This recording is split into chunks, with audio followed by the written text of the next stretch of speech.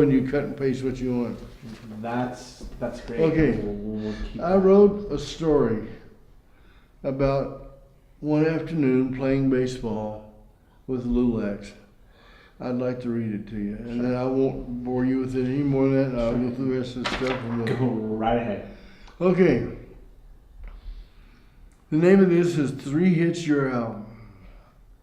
It was a usual afternoon, circa 1959, question mark.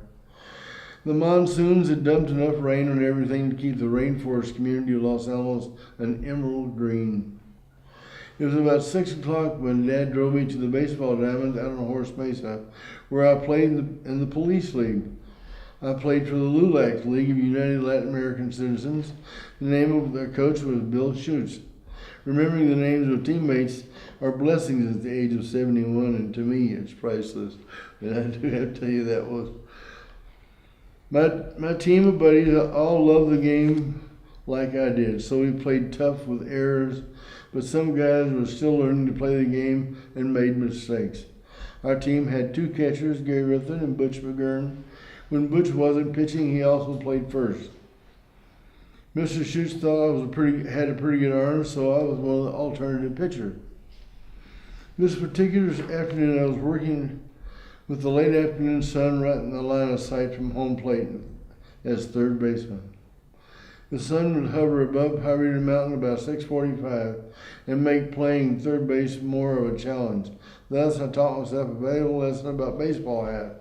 If you cock the cap just right over your eyes, you can control the brightness of the sun rays to almost bearable. In fact, I cocked it to split the difference between the sun's location and the green, friendly horizon of the mountains. All of this because should a batter launch hit my direction, I need to see a little wiggle room to sidestep and catch the ball and throw to first base or second, depending on the runners on base.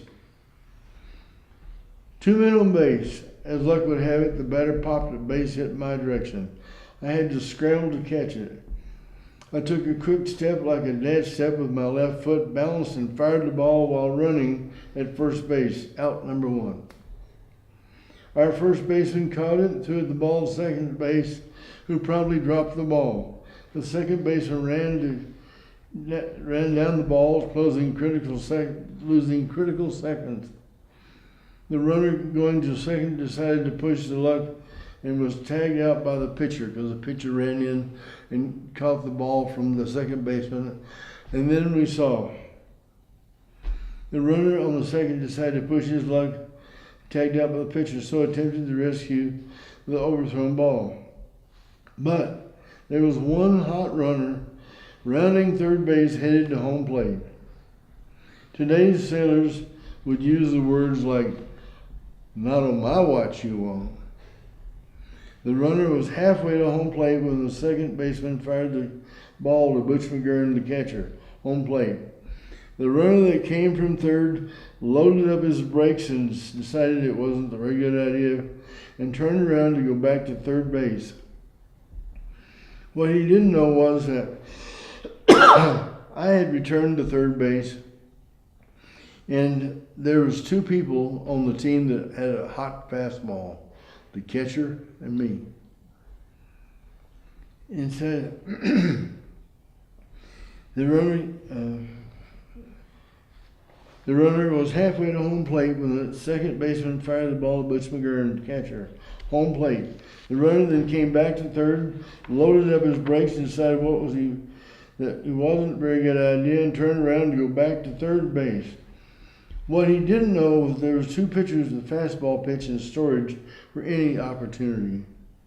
Butch fired the ball back to me. I made it pop in the pocket of my glove to command the moment. The runner got the message. There were 2 outs and he wanted to be a hero. But then he couldn't throw on the brakes again and headed for home again. Butch looked at me, put his right hand down between his legs, and from the catcher's crouch sent me a signal for a fastball.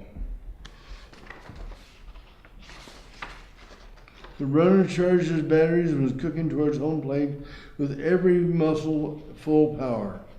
It was a defining moment.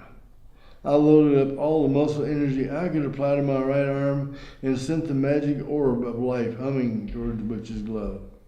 It popped in front of the runner like a firecracker, and then he slid straight into Butch's cradle, number 3. I remember today as one of the defining moments of my life, and I do. It was the third baseman. I was the third baseman. I played baseball with the absolute best team. That catcher was our brother and friend, Butch McGurn. Some people are truly unforgettable. He is. Spectators in the creature comforts of their cars blew their horns from outside the fence. Teammates screamed and shouted, and many dads were proud their sons played the world's most famous American game, baseball.